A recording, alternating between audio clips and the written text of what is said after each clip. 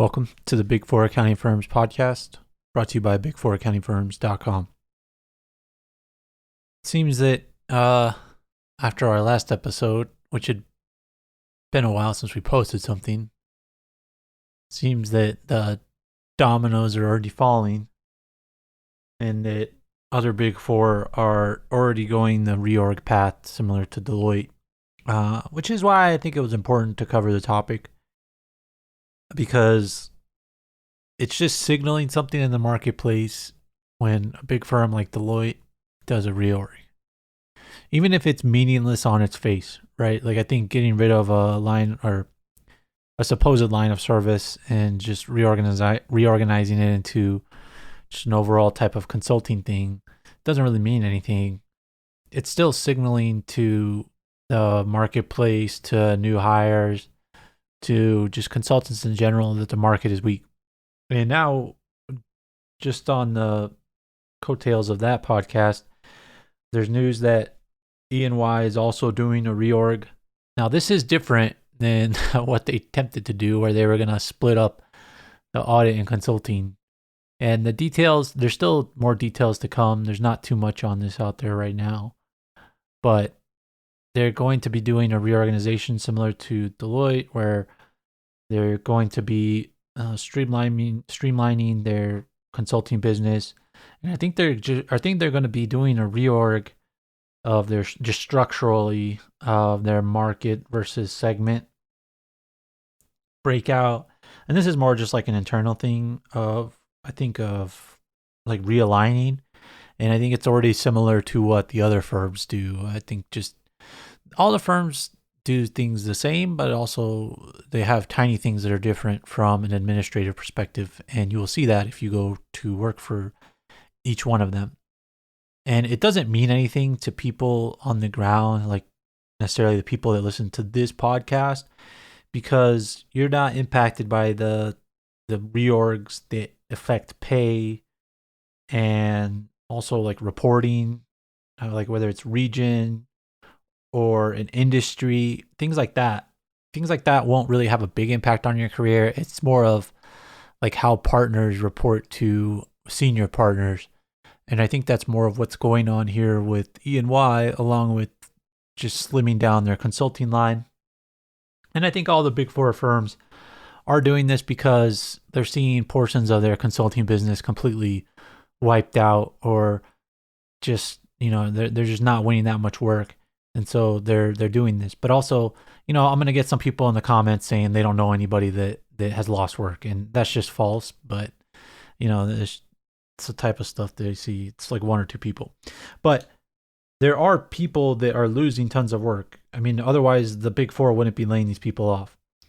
And all you have to do is tap into these webcasts where they talk about, the CEOs of these firms themselves talk about how the mergers and private equity are hugely impacted by the economy, by interest rates, and by their business. Like, they wouldn't be mentioning this on a webcast if it weren't true. The revenues wouldn't be decreasing if it weren't true. The growth forecast wouldn't be decreasing at the Big Four if it weren't true. And so I think all the Big Four accounting firms are going to be doing something similar, because it's trickling down from the largest one to the other ones. But also, I think another reason this is happening, this is my guess, is because as soon as revenues go down in the Big Four, partners start rattling cages. They start wanting you to get invoices out, cash collections. They send out emails about making sure your timesheets are in, making sure your forecasted time is in, and if your variance between forecasted time and charge time is off by 3 hours, what the heck are you doing? Can we forecast something that's unforecastable better? They just start rattling cages. And so I think what they're doing is the top partners are rattling the cages of the bottom partners, and everybody needs something to do, right? So to prove that you're doing something, I think some of what the Big Four accounting firms are doing here is just reorging to prove to senior partners and leadership that, hey, we're doing something and this is really going to change things. And of course, they roll out the the same lines that they've used over the years for anything they've pushed forward, which is people will have more opportunities. That's like the first line you get when you go into the big four kind of firms. That when you need clients, they're like, "Oh, I have a great opportunity for you," and it turns out to be a nightmare client. But it's always like, "Oh yeah, we were hiding these opportunities in the closet, and then now that the economy's downturned, we're like busting out the opportunities, and there's going to be more of them for you." It's like, well, why were you like waiting on giving me an opportunity until the firm started taking a downturn? There's no like new opportunities that are going to come from this. It's just really shuffling papers around. It's something for leadership to talk around, use a bunch of buzzwords about, circling back and reaching out and gaining new opportunities. So I guess I say all that to say this is that in conclusion, it's just more of the same, and it's going to seem like a hectic time, but everything passes in the big four accounting firms. Keep your head down. Same thing like with the EY. They were going to split up firms and people were panicked and people had no idea what to do, but it all passed. It's these leaders, they're closer to retirement than anybody. And so they have all these grand ideas and all these ways of how it's going to increase opportunity for everybody. And then these people disappear and things are made the same. Like there's so little that's changed at the big four accounting firms over the past 10 to 20 years.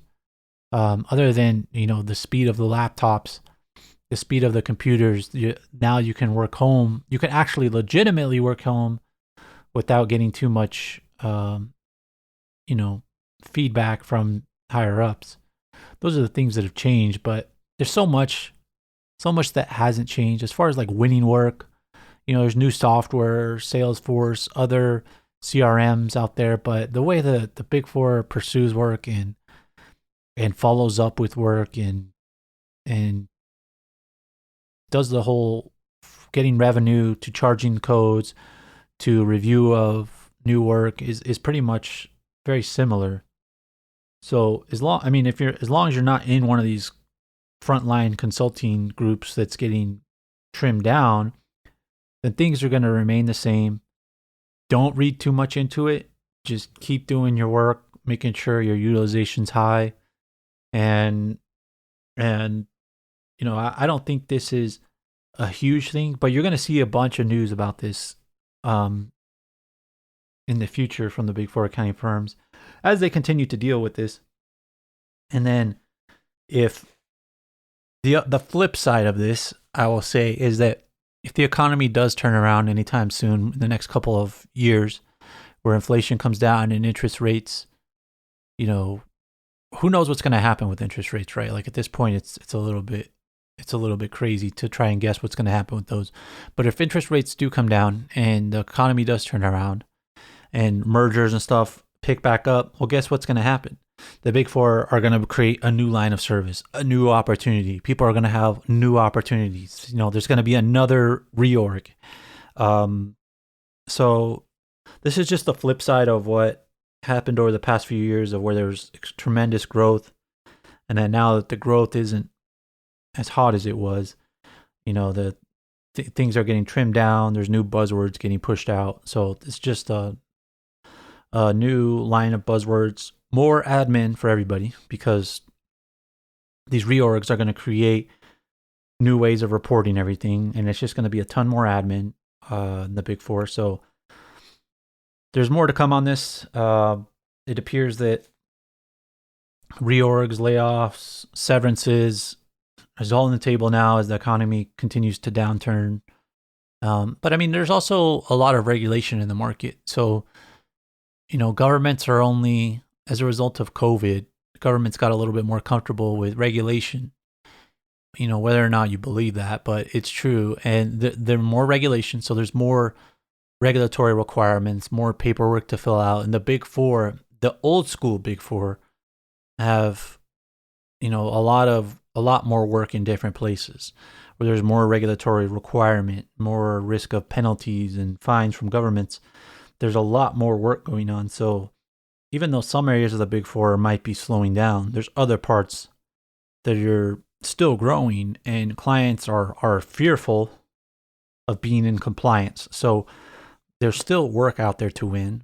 The big four are going to still be there. There's still going to be consulting work that is there, because with enhanced compliance comes the need for more systems to track operations, to track things, to track analytics, track deliverables that you want to get to governments, but also your investors. So there's a loss of opportunity in the market right now, but there's also an increase of opportunity for the big four. So there's more to come in this area. The reorg stuff is interesting. It'll be interesting to see how the big four respond to this year, because their fiscal years are coming to a close. And even though this year was not the best, I think they still have growth in this year. But as we look into 2025, the question of whether the big four are going to have growth, I think, extends into 2025. I'm not sure that the growth is there in 2025 based on how negative things have gotten from the CEOs. I mean, when you read between the lines, because the CEOs of the big four are always going to paint things a little bit rosy, but when you read between the lines, things are getting a little bit scarier. And so I think as we get into that next fiscal year, we're going to see some more measures come in. But make sure to subscribe to the podcast to stay up to date with that. And make sure to subscribe to our YouTube as well, which will be in the show notes. And thank you for listening.